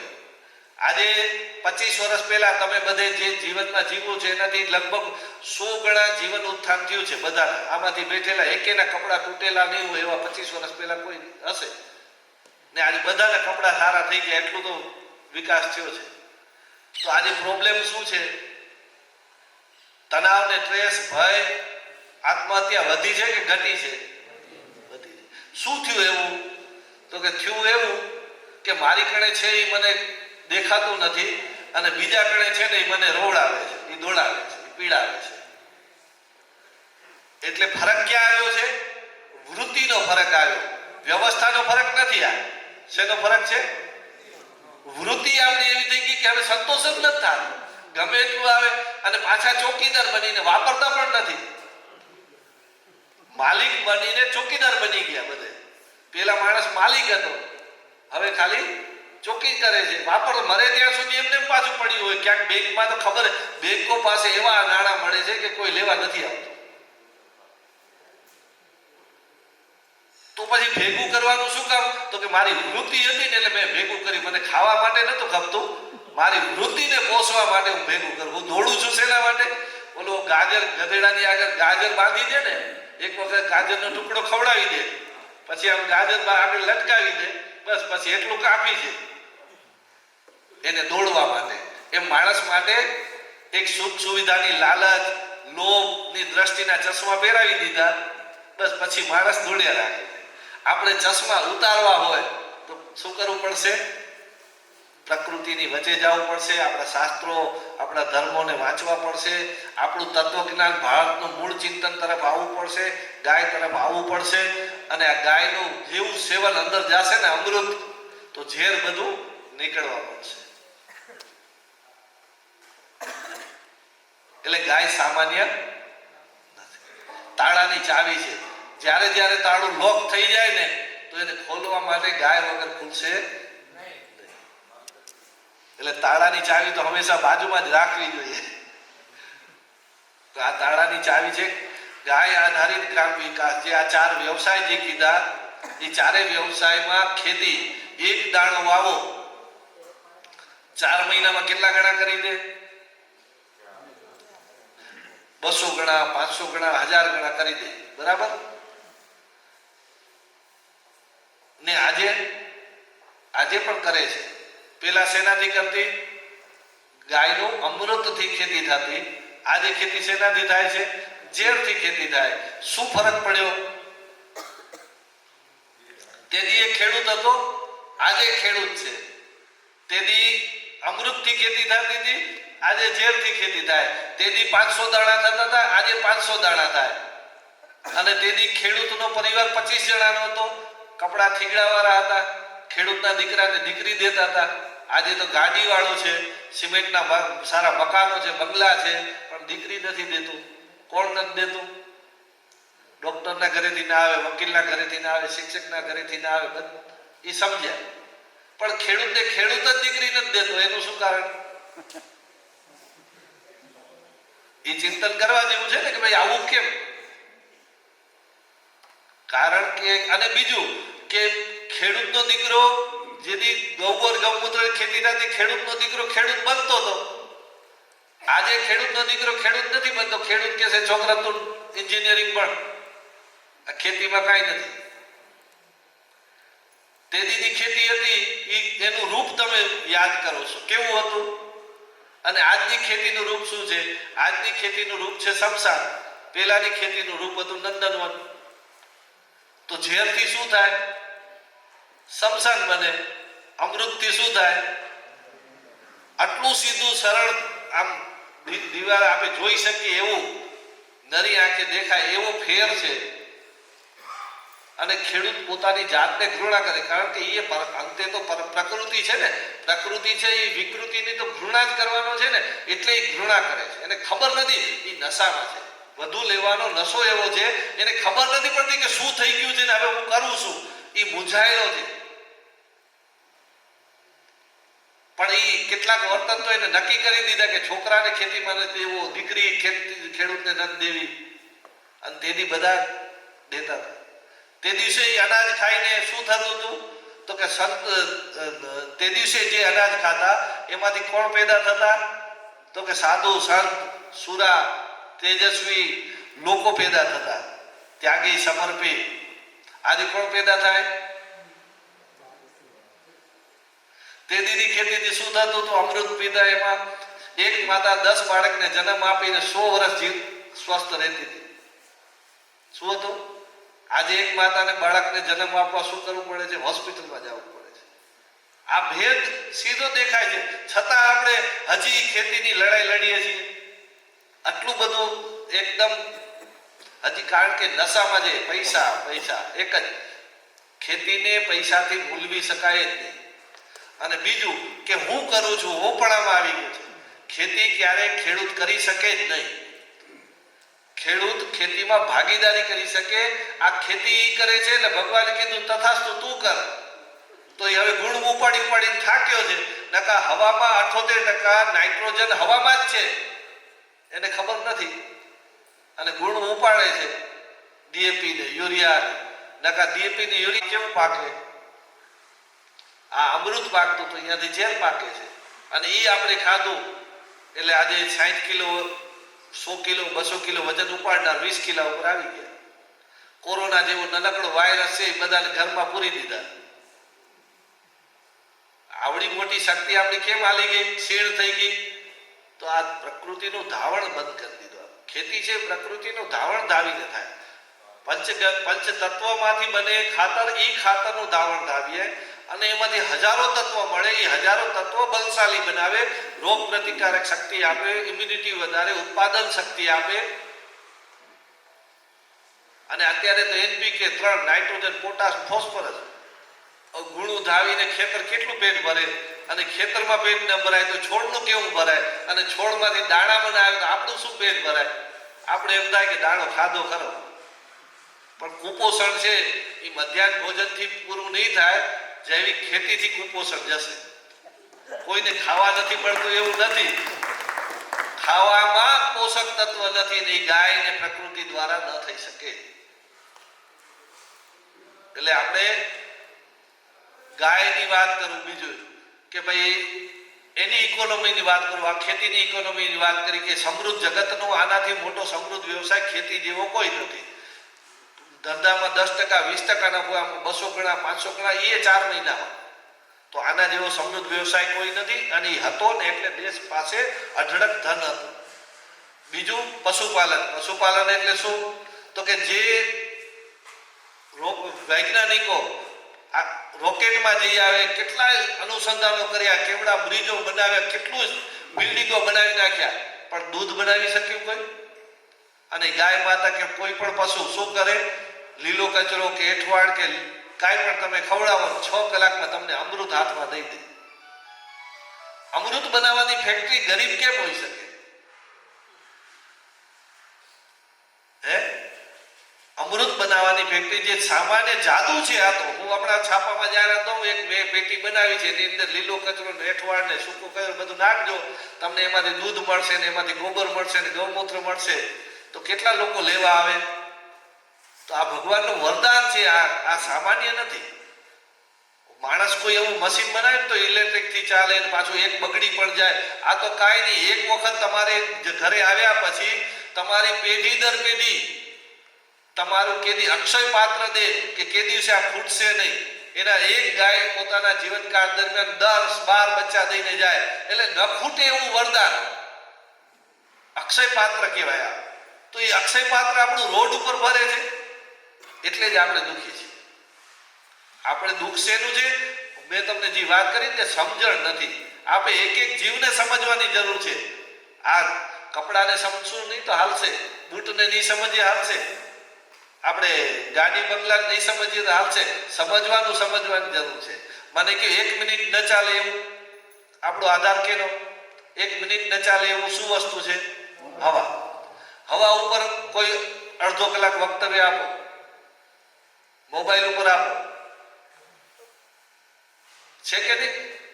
જેના વગર મને 1 મિનિટ નથી ચાલતો એના વિશે મને ખબર જ નથી કે હવા બનાવે છે કોણ, હવામાં કયા તત્વો હોવા જોઈએ, હવા શુદ્ધ કેને કહેવાય, હવા અશુદ્ધ કેને કહેવાય, હવા મારા શરીરમાં કેટલી જોઈએ, આ બધાનું જ્ઞાનનું શું? પાણી વગર નથી ચાલતું. પાણી ઉપર વક્તવ્ય આપો. આપણે જે સમજવાનું છે એ નથી સમજતા, અને જે નથી સમજવાનું એ સમજીએ છીએ. એ આપણો પ્રોબ્લેમનું કારણ છે. તો ગાય છે એ અમૃત આપે છે, તો આપણે નથી સમજ્યા એટલે એ રોડ ઉપર છે. એના ગોબર ગૌમૂત્રને નથી સમજ્યા એટલે એ રોડ ઉપર છે. એ જ રીતે ગ્રામોદ્યોગ છે કે ઘરે બેસીને તમે નવરચના કરો તો એ સામાન્ય કેમ કહેવાય? કોઈ પણ વસ્તુ, 2 વસ્તુ મિલાવીને એક સરસ મજાની વસ્તુનું નિર્માણ કરો. નિર્માણ કાર્ય ક્યારે સામાન્ય ન હોઈ શકે. તો ગ્રામોદ્યોગ પણ સામાન્ય નથી. હસ્તકલા પણ નિર્માણ છે કે એક કલ્પના આવે અને એ કલ્પનાના આધારે એક સાકાર કરીને તમે એક વસ્તુનું નિર્માણ કરો. એક માટીનું ઢેફું લીધું અને એને તમે એક નિશ્ચિત તમારી પ્રક્રિયા કરીને એમાંથી એક વસ્તુ બનાવી દીધી. એ સામાન્ય કામ કેમ હોઈ શકે? એક કલ્પના, તમારું ચિત્ર દેખાડો ને મેં એક કાગળ ઉપર દોરી દીધું, એ સામાન્ય કેમ હોઈ શકે? તો આવું ચારે વ્યવસાય આપણા સામાન્ય નથી, પણ એને ઉપેક્ષા થઈ છે. એને નિમ્ન માનવામાં આવે છે, એને નિમ્ન સમજવામાં આવે છે. એના કારણે આપણું ગ્રામ્ય જીવન જે 98% ગામનો છોકરો ગામમાં, ગામનું પૈસો ગામમાં, ગામનું પાણી ગામમાં, આ જે સ્વાવલંબનતા હતી. અને એક સમયે એક સજા હતી, એનું નામ હતું તળીપા. ગામ મૂકે ને તો માણસ રોવે, બાપથી દીકરો નોખો થાય ને તો એ આનંદનો વિષય છે કે સુખનો વિષય છે. પણ આજે તો પેડા બટાય છે, અને જેટલો દૂર જાય એટલે વધુ પેડા બટાય. અમેરિકા જાય તો બે પેકેટ આવે. હે, જો એ અમદાવાદ ભણવા ગયો હોય તો બે પેડા આવ્યા હોય, અમેરિકા જાય તો 4 પેડા આવે. તો આ આનંદનો વિષય કેમ હોઈ શકે? તો આ ગામમાં જ પરિવાર સાથે રહેવું, ઘર સાથે રહેવું, પરિવાર ભેગું રહેવું એ આનંદની નિશાની છે. નાનો પરિવાર સુખી પરિવાર કેમ હોઈ શકે? અને આ સ્લોગનને બધે સ્વીકાર્યું છે. એટલે ખોટી વસ્તુને પણ આપણે સ્વીકારી લીધી છે એટલે ખોટું છે. ભ્રષ્ટાચારને સ્વીકારી લીધો એટલે ભ્રષ્ટાચાર ચાલે છે. એનું સામાજિકરણ થઈ ગયું છે. ખોટી વાતોનું સામાજિકરણ થઈ ગયું. નાનો પરિવાર સુખી ન હોય, મોટો પરિવાર જ સુખી થાય. ખેતી છે એ પરિવારનો વ્યવસાય છે, એ મજૂરો સાથેનો વ્યવસાય નથી. એ પ્રેમ એક ઉછેર છે છોડનો, એ કિરાયેદાર માણસ ઉછેર ન કરી શકે. તો આ પ્રકારે આખી પ્રકૃતિની સંકલ્પનાને આપણે જોવી પડશે. મેં આજે તમને જે વાત કરી કે આપણે ગાયને કેન્દ્રિત રાખશું, પણ ગાય છે એ શેનાથી છે? આખી પ્રકૃતિનો આધાર છે. ને આખી પ્રકૃતિની, આખી જીવનની વાતને હોલિસ્ટિક જોવાની જરૂર છે. ટુકડા ટુકડામાં વાતો કરવી, ખાલી તમે ગાયનો ઝંડો લઈને ચાલશો, શું સક્સેસ થશું? નહીં થાય.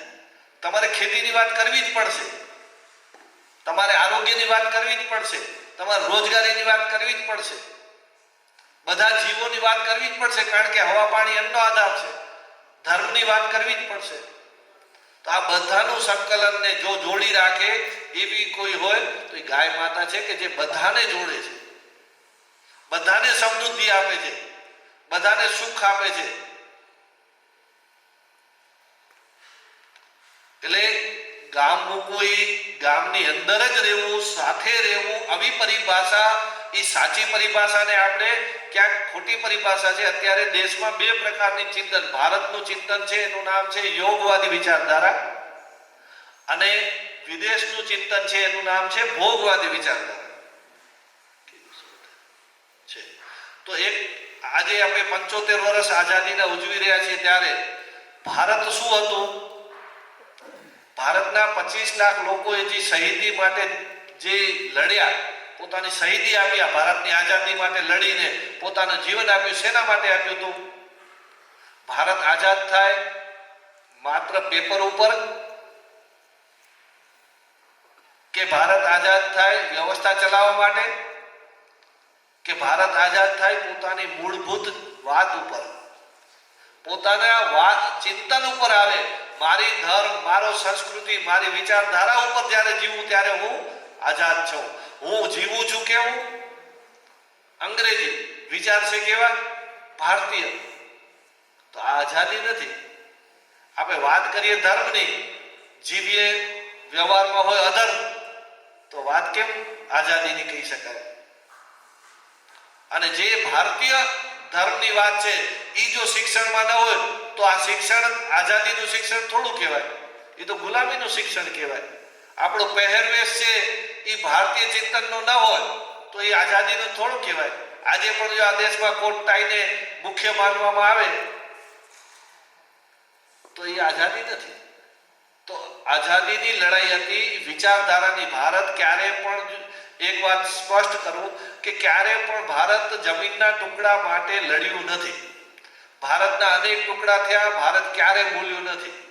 ભારત છે એ હંમેશા પોતાની જે અસ્મિતા છે એની પ્રોપર્ટી માત્ર ને માત્ર વિચારધારા છે, એના શાસ્ત્રો છે, એની સમજણ છે. એ સમજણને જાળવી રાખવા અને પકડી રાખવા માટે લડાઈ લડ્યું છે. ત્યાં બાકી લડાઈ એકે નથી. અને બાકી દુનિયાને એ પોતાનું પરિવાર માને છે. વસુદેવ કુટુંબકમની વાત છે. ભૌગોલિક દિવાલની લડાઈ ભારતની હોઈ જ ન શકે. આ દેશની અંદર બધા જ ધર્મના લોકો આવ્યા, શક આવ્યા, હુણ આવ્યા, યહૂદી આવ્યા, પારસી આવ્યા, મુગલ આવ્યા, અંગ્રેજ આવ્યા, બધાના ધર્મ જુદા હતા, પણ આ ભારતની અંદર બધાને પ્રવેશ મળ્યો હતો. પ્રવેશ નહીં, બધાને પોતાનો ધર્મ પાળવાની આઝાદી પણ મળી હતી. ક્યારે પણ એનો વિરોધ નથી. આપણે પથ્થર પૂજનાર છીએ, મને કે માણસ વિરોધી હોઈ શકીએ ખરા? જે પથ્થરને પણ આપણે નમીને હાલીએ, એક કીડીને પણ આપણે આદર કરીએ, આપણા દેવી દેવતાઓએ પશુ પક્ષીઓને પોતાની સાથે રાખ્યા, વૃક્ષોને પણ પોતાનું પૂજનીય ગણ્યા, સૂરજને દાદા કીધા, ચંદાને મામા કીધા, આકાશને પિતા કીધા, ધરતીને માતા કીધી, વાયુને દેવતા કીધા, અગ્નિને દેવતા, નદીને માતા, અને ગાયને માતા, અને પવનને દેવ. આ બધાને કેમ આવા પરિવારના બનાવીને રાખ્યા? આ વાસ્તવમાં આપણું બધા સાથેનું એક રિલેશનશીપ છે. આ જગત એક પરિવાર છે, બધાના એકબીજાના રિલેશનશીપ છે, બધાના તાણાવાણા છે, એ ક્યારે ખતમ ન થવાના. નકા આપણા એક ભગવાને એક પશુ, બીજા ભગવાને બીજા પશુ, ત્રીજા ભગવાને ત્રીજા પશુ. શું કામ છે? એક ભગવાને એક વૃક્ષ, બીજા ભગવાને બીજું વૃક્ષ, ત્રીજા ભગવાન ત્રીજું વૃક્ષ. શું કામ છે? બધાનું સન્માન થાય એવો મેસેજ ક્યાંક ને ક્યાંક આપણા ધર્મમાંથી છે. એક પણ જીવ નકામો નથી, ખોટો નથી. જગત અકારણ નથી. જગતમાં જે કંઈ સર્જન છે તો એની પાછળનો હેતુ છે. જગતમાં ઘટનાઓ ઘટે છે, એની પાછળ પણ એક હેતુ છે. આ કોરોના અને વાવાઝોડા અને મહામારીઓ આવે છે તો એ આપણને જગાડવા માટે છે, એનો એક હેતુ છે. એ અલાર્મ છે, વોર્નિંગ છે કે હવે જાગો, પાછા વળો, ખોટી દિશામાં છો. તો આપણા શાસ્ત્રોની લડાઈ, જે ભોગવાદી યોગવાદી વિચારધારા કહે છે કે આખું જગત બધા જીવો માટે છે અને બધા જીવોએ એનો ઉપયોગ કરવો જોઈએ, ઉપયોગની સાથે સાથે એનું સંવર્ધન કરવું જોઈએ, એનું નામ યોગ. ઉપયોગ અને સંવર્ધન બેનો યોગ, એનું નામ યોગ. એટલે આપણે અધિકાર છે. આ જગત સરસ મજાનું બનાવ્યું છે, બધા જીવો આવો, આ જગતમાં જીવો, સુખમય રહ્યો, તમારી કલ્પનાઓને પૂરી કરો. પરંતુ તમારું જ્યારે પોતાનું જીવનની સમય બાકીનું વચ્ચે કે જે સમય સ્પેર હોય એનામાં આ જગતને ઠીક કરવા માટે પણ કાંઈક ભૂમિકા ભજવો. ખાલી લેવાનું નથી, દેવાનું પણ છે. અને જો બધા વધુ દે અને ઓછું લે તો જગત સુંદર બને, અને બધું વધુ લે અને ઓછું દે તો જગત બગડવા માંડે. સિમ્પલ વિચારધારા આ દેશ પાસે સ્પષ્ટ રૂપે હતી. અને આ અંગ્રેજો છે ને એ માનવીય કેન્દ્રિત વિચારધારા છે, ને આપણી વિચારધારાનો રેફરન્સ છે પ્રકૃતિ. આપણા જે કાંઈ ધર્મના સિદ્ધાંતો છે, જીવનના સિદ્ધાંતો છે, એ પ્રકૃતિના સિદ્ધાંતો છે. એ જ સિદ્ધાંતોથી આ પ્રકૃતિ બની છે. પ્રકૃતિ શું કહે છે કે બધા માટે છે, વિકેન્દ્રિતતા છે. કે દિવસે બે લોકો મોટા થાય, બાકીના ગરીબ રહે તો એ શું થશે? તો નક્સલવાદ ને આતંકવાદ પેદા થશે. બધા ઇક્વલ સુખી થાય તો આનંદ થાય. મારું ભગવાને હૃદય જ એવું બનાવ્યું છે, માણસનું હૃદય જ એવું બનાવ્યું છે કે સામે જો રોતો હોય ને, પોતે ગમે એવો કરોડપતિ હોય તો રોવા મંડી જ જાય. એના હાથની વાત. એને સુખી થવું હોય તો સામેવાળાને સુખી કરવા જ પડે. મને હસવું હોય તો મારે બધાને હસાવવા જ પડે. મારે સ્વસ્થ રહેવું હોય તો બધાને સ્વસ્થ કરવા જ પડે. એકલા સુખી થવાય નહીં, એકલા હસાય નહીં, એકલું કાંઈ થાય નહીં. એટલે આપણે એકબીજાની સાથે રહીને વિચારવાની સંકલ્પના, એ ભારતની યોગવાદી વિચારધારા, અંગ્રેજોની ભોગવાદી વિચારધારા, એ એકલા સુખી થવાની વાત એમ એ કહે છે કે આ જગત માણસે ભોગવી લેવા માટે છે. અને એક જ વખત જન્મને આપણે ખરબો વર્ષનું આ જગત માનીએ છીએ, એ એના જીવનકાળને જગત માને છે. આપણે વારંવાર આવવાની વાત કરી છે, એને એક જ વખત આવવાનું છે એમ માને છે. અને આ ભોગવી લેવાનો માત્ર અધિકારની વાત કરે છે, એની સાથે કર્તવ્યની વાત નથી. આપણે કર્તવ્યની વાત કરીએ એટલે મેં ગાયને માં કીધી, અને માં તરીકે દૂધ ત્યારે જ પીધું કે હું માં તરીકેનો નિર્વાહ કરવાની પહેલે જવાબદારી લીધી. હું પુત્ર બનીને માનો નિર્વાહ કરવાની જવાબદારી લીધા પછી મેં દૂધ પીધું. નદીનું પાણી મેં ત્યારે જ પીધું કે જ્યારે નદીને મેં માં તરીકે સમજીશ, માં તરીકે જાળવીશ, પછી જ હું નદીનું પાણી પીશ. એક એક જગ્યાએ આપણે કાંઈ પણ લીધું છે ને તો એની સાથે પહેલે દેવાની વાત કરી છે, પછી લીધું છે. અને આ વાત જો જગતમાં આવી જાય તો જગતનું કલ્યાણ થાય. એટલે આપણા શાસ્ત્રોએ કીધું સર્વ ભવંતુ સુખીન સર્વ સંતુ નિરામય. આપણા શાસ્ત્રોએ ક્યારેય એમ નથી કીધું કે ભારત ભવંતુ સુખીન. આપણા શાસ્ત્રો એમ નથી કીધું કે માનવ ભવંતુ સુખી ન, આપણા શાસ્ત્રો એમ નથી કીધું કે સ્વ ભવંતુ સુખી ન, આપણા શાસ્ત્રો એમ નથી કીધું હિન્દુ ભવંતુ સુખી ન. શું બોલ્યા છે? સર્વ ભવંતુ સર્વ જીવ હિતાય, સર્વ જીવનું કલ્યાણ. જ્યારે જ્યારે આપણે કાંઈ પ્રયાસ કરશું એ મારો પ્રયાસ સર્વ જીવના કલ્યાણ માટેનો હશે. મારો પોતાના કલ્યાણની વાત જ નહીં હોય. મારું જ્યારે હું બીજાના કલ્યાણની તાકાત ઊભી કરું છું તો મારું કલ્યાણ ઓટોમેટિક થઈ જાય, એની ચિંતા મારે કરવાની ન હોય. મારે જો બીજાની નિર્વાહ કરવાની તાકાત આવે તો આપણી તાકાત તો ઓટોમેટિક વધી જાય. મારા ઘરને ભૂલીને થોડો હું સેવા કરવાનો છે. તો એટલે ઘણો વાક્ય પણ બોલે જીવોને જીને દો, એવું નથી. મારું જીવન જ પૂરું નથી થતું, જીવન બીજાનો વારો ક્યારે આવે? આપણું સ્લોગન છે જીને દો ઓર જીવો, પહેલા બીજાને જીવાડો અને પછી. આ ભારત છે અને એ ભારતના આપણે વાહકો છીએ. આપણા એ શાસ્ત્રો છે કે જેને એક એક આખા જગતને સમજ્યા છે અને જગતમાં સુખી કેમ થવાય. હિન્દુ એટલે કોણ? હિન્દુ એટલે પ્રકૃતિના જીવનને સમજી પ્રકૃતિ સાથે માનવની ભાગીદારી કેમ થાય એની એક આઈડિયોલોજી એટલે કે વિચારધારાને સમજણ, એનું નામ હિન્દુ. અને ભારતીય સંસ્કૃતિ એટલે શું? તો કે આ વિચારધારા આધારે કેમ જીવાય એની મેથોડોલોજી એટલે ભારતીય સંસ્કૃતિ. તો આપણે ખાલી વિચાર નથી આપ્યા, એની રીત પણ આપી છે. અને એ રીત શું છે? ઋતુચર્યા, દિનચર્યા, ગ્રામ વિકાસની વાતો, આપણી આખી પ્રકૃતિની વ્યવસ્થાપનની વાત આખી સંસ્કૃતિના વણાયેલી છે. આ 2-3 દિવસથી જે લોકો આરોગ્ય માટે જે બોલ્યા છે ને એ આપણા શાસ્ત્રોનું વ્યવસ્થાપન છે કે હું આમ રહેશું ને તો આ પ્રકૃતિની અંદર હું સુખમય રીતે રહી શકીશ. અને માત્ર એક સુખની વાત નથી કરી, કેટલાય પ્રકારના સુખોની આપણે વાત કરી છે. આપણે ખાલી ક્ષણિક સુખની વાત નથી. આ ભોગવાદી વિચારધારા લોકો પાસે ક્ષણિક સુખ છે, એ થોડીક વારમાં રોવા પણ મંડી જાય. પણ આપણો માણસ જે સમજેલો હશે ને એ જીવનભર ન રડ્યો એવું ઘણા માણસો મળશે. કારણ કે એ નિજાનંદ, નિત્યાનંદ, પરમાનંદ એની સમજણ ધરાવે. એટલે સમજણથી સુખી થવાય, સંસાધનોથી નહીં. સંસાધનોને જેટલા સીમિત કરીએ એટલું સ્વાવલંબન આવે અને સ્વાવલંબનમાં જ સુખ છે. અને એ સ્વાવલંબન ગામડું જ આપી શકે, શહેર ક્યારે આપી શકે નહીં. અને પૈસાની વાત કરું તો પૈસો શેનાથી બને? પૈસો શેનાથી બને? ખેતી, ખનીજ, માનવીય શ્રમ, પશુ પક્ષીનો ઉપયોગ, વનસ્પતિનો ઉપયોગ અને પાણીનો ઉપયોગ. હવે મને કહો, પૈસો બનાવવાનો સ્ત્રોત ગામડામાં છે કે શહેરમાં છે? ગામડામાં. તો શહેર સાવકાર શું કામ છે? આ પૈસો ભારતમાં છે કે યુરોપમાં વધુ? યુરોપમાં 2 ઋતુ છે, ભારતમાં 3 ઋતુ છે. તો પૈસો બનાવવાનું ઝાડ અને કુદરતી રિસોર્સ ભારતમાં છે કે યુરોપમાં છે? તો ભારતનો રૂપિયો નીચો શું કામ છે? એક જ કારણ છે, ગામડું કાચો માલ વેચે છે, શહેર મૂલ્યવર્ધન કરે છે એટલે પૈસા બધા ઉપાડી જાય છે. ભારત કાચો માલ વેચે છે, યુરોપ મૂલ્યવર્ધન કરે છે એટલે એનો રૂપિયો ગણો 100 ગણો ઊંચો છે. આપણે આપણા રિસોર્સ, ભૂ સંપદા, જલ સંપદા, વન સંપદા, ગો સંપદા, ઉર્જા સંપદા, જન સંપદા, આ 7 પ્રકારની સંપદાઓ જે છે એ સંપદાઓને આપણે ઓળખી એમાંથી આપણી જરૂરિયાતની પૂર્તિ કરવી અને એમાંથી આપણે જે પણ જરૂરિયાતો માટે વિશેષ સમૃદ્ધિ પણ એમાંથી મેળવવી. આનું નામ છે ગ્રામ્ય વિકાસ. જેમાં સુખ જીવન પણ હોય, એની પ્રાથમિકતા હોય, આત્માની પણ પ્રાથમિકતા હોય અને પછી છે સુખ સુવિધાનો પણ જેટલો વિકાસ કરીએ અને એ પણ કોઈનું પણ વિનાશ કર્યા વગર જગતનું સારું કરીને સારું થાય એવી આખી આઈડિયોલોજીનું ભારતનું ગામડું જે પેલા હતું એવું તેથી સાધનો વગર હતું. આજે સાધનોના યુગમાં ન થઈ શકે. કેમ ન થઈ શકે? થઈ શકે ને. આપણા ઋષિ મુનિઓ દિલ્હીનું અક્ષરધામ નીચે મંદિર છે, એના નીચે પ્રદર્શની છે, ભારતનો પરિચય છે.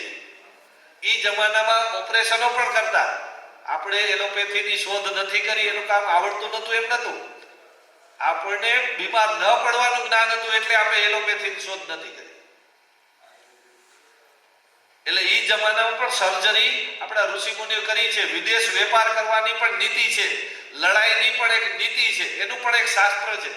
હથિયારો બનાવવાથી માંડીને પોતાના જરૂરી રાજાના મહેલમાં કઈ સુવિધા નથી. તો ભારત બધું જાણતું હતું. ભારતના મહેલોમાં તમે જોઈ આવો જે આજના લોકો પાસે મંદિરોમાં અને મહેલોમાં સુવિધાઓ આજના લોકો પાસે નથી એવું કલા કારીગરી હતી, એવા સ્થાપત્ય હતા, એવા બિલ્ડિંગ બાંધકામો હતા. તે દિવસે આ હાઇડ્રા નતા, પણ તમે જુઓ પથ્થરો ક્યાં ને ક્યાં પહોંચાડ્યા છે. તો એ કયું હતું? તો માણસની અંદર એક તાકાત હતી, કલા હતી. એ કલા પાછી આજે કેમ ઊભી ન થાય? આ પ્રયાસ આપણે કરવાનો છે. આ ગાયની સાથે જોડાશું એટલે આ બધું ભારતનું ચિંતન ચાલુ થશે, સાચા જીવનનો પથ ચાલુ થશે. એટલે ગાય આધારિત ગ્રામ વિકાસ, જેમાં જીવન સુખ સમૃદ્ધિ બધું પરિવાર ભેગો રહે. સૌથી આનંદ કેમાં રહે? પરિવાર ભેગો રહે એમાં હોય. વિદેશ જવું ન પડે, આપણા ગામમાં ને ગામમાં રહીને કરી શકાય. તો સંસાધનોના યુગમાં આની ગુણવત્તામાં સુખ વધવું જોઈતું હતું. એની બદલીમાં આપણે અંગ્રેજોની વિચારધારા પાછળ ચાલી, અંગ્રેજોના શિક્ષણ પાછળ ચાલી, આપણા શાસ્ત્રોને આપણે ખાલી પૂજનીય માન્યા, એનું આપણે પઠન ન કર્યું, એનું આપણે જીવનમાં ઉતાર્યું નહીં. માત્ર એને ધાર્મિકતામાં એક પક્ષ ઊભો કરી અને સાઈડમાં મૂકી દીધા. એમાંથી આપણે બહાર આવવું પડશે. આપણા શાસ્ત્રો સામાન્ય નથી, ભારત સામાન્ય નથી, ભારતનું ચિંતન સામાન્ય નથી, ભારતીય સંસ્કૃતિ સામાન્ય નથી. આપણે બધા એવા એક વાહકો, આપણે એવા પથદર્શકો મળ્યા છે, રામ ને કૃષ્ણ, એને આપણે સાચા અર્થમાં યાદ કરીએ. આજે પણ આપણે આઝાદીને યાદ કરીને આવતા 25 વર્ષમાં આપણે હજુ કેમ ભારતનું મૂળ તરફ જઈએ, ત્યારે આપણે શહીદોને આઝાદી કીધી કહેવાય. રામનવમી ત્યારે જ ઉજવી કહેવાય કે રામના આદર્શો આપણા જીવનમાં ઉતરે, આપણા પરિવારમાં ઉતરે, આપણા સમાજમાં ઉતરે, તો રામનવમી ઉજવી કહેવાય. જન્માષ્ટમી ત્યારે જ ઉજવી કહેવાય કે ઘર ઘર ગાય બંધાય. કૃષ્ણ ભગવાને કીધું કે ગાય આધારિત જ મારી આ જે વિકાસ છે એ ગાય આધારિત રહ્યો છે, તો ગાય આપણા ઘરમાં બંધાય તો જન્માષ્ટમી ઉજવી કહેવાય. બાકી ખાલી મીઠાઈ ખાઈએ, ફરવા જાય ને સારા કપડાં પહેરી અને ઉત્સવો એ છે ને આપણી સ્મૃતિ છે. ઉત્સવો એમ જ નથી. એક એક ઉત્સવ છે એક એક વ્યક્તિને લગતા છે, એક એક ઘટનાને લગતા છે. એ ઘટનાને વ્યક્તિઓએ આપણને આગળ સુખનો રસ્તો બતાડ્યો છે. એટલે એ ઉત્સવો આપણે યાદ કરીને 5-5 હજાર વર્ષથી આપણે યાદ રાખીને બેઠા છીએ. આ એક આપણી મૂડી છે, આ એક આપણું સાચવણું છે, પણ એનો ઉપયોગ નથી થતો. એ દુઃખની વાત છે. સાચવણી ખૂબ છે, પણ સાચવણીનો ઉપયોગ થાય એવું આજે આપણે કરીએ. એટલે માત્ર તમે અહીંયા આવીને ગાયની વેચાણ પ્રોડક્ટો શીખીને સ્વાવલંબન તરફ જાઓ એટલું નહીં, પણ એક મનમાં એક મોટી વિશાળ સંકલ્પના કરો, વિચારને વિશાળ બનાવો, કાર્યને વિશાળ બનાવો. કાર્ય ભલે એની શરૂઆત તમે નાનકડી કરો, વિચારો વિશાળ, શરૂઆત કામ છે ને નાને પાયે ચાલુ કરો. આપણે કહે વિઝન મોટું રાખવું જોઈએ, કાર્ય ભલે નાનકડું કરીએ, પણ એક દિવસ એ વિઝન હશે તો આ કાર્ય છે ને એ વિઝન સુધી પહોંચશે. એટલે આજે તમને આ જુદા જુદા લોકોએ આપીને એક તમને દ્રષ્ટિ નિર્માણ કરવાનો પ્રયાસ છે, એક વિઝનરી બનાવ્યા તમને. આ ભારતનો પરિચય, આપણી સંસ્કૃતિનો પરિચય જે અમને ક્યાંક કામ કરતે કરતે 5-10 વર્ષમાં મળ્યો છે, એ તમારા સુધી પહોંચાડવાનો અમે એક પ્રયાસ કર્યો છે. અને એમાં જે મારા બધા વક્તાઓ આવ્યા, એ બધા વક્તાઓએ પોતપોતાની નિષ્ઠાપૂર્વકની વાત તમારી સામે મૂકી છે. એને તમે વાગોળજો, ગાયનો સ્વભાવ તમારો બનાવજો, કે સીધું ઉતરી ન જતા એને થોડું વલોણું હલાવજો, તો એમાંથી માખણ બનશે ને લોહી બનશે, અને એ આપણને ક્યાંક આગળ કામ આવશે. એવી ભાવ સાથે અસ્તુ. ભારત માતા કી જય. વંદે ગૌ માતા.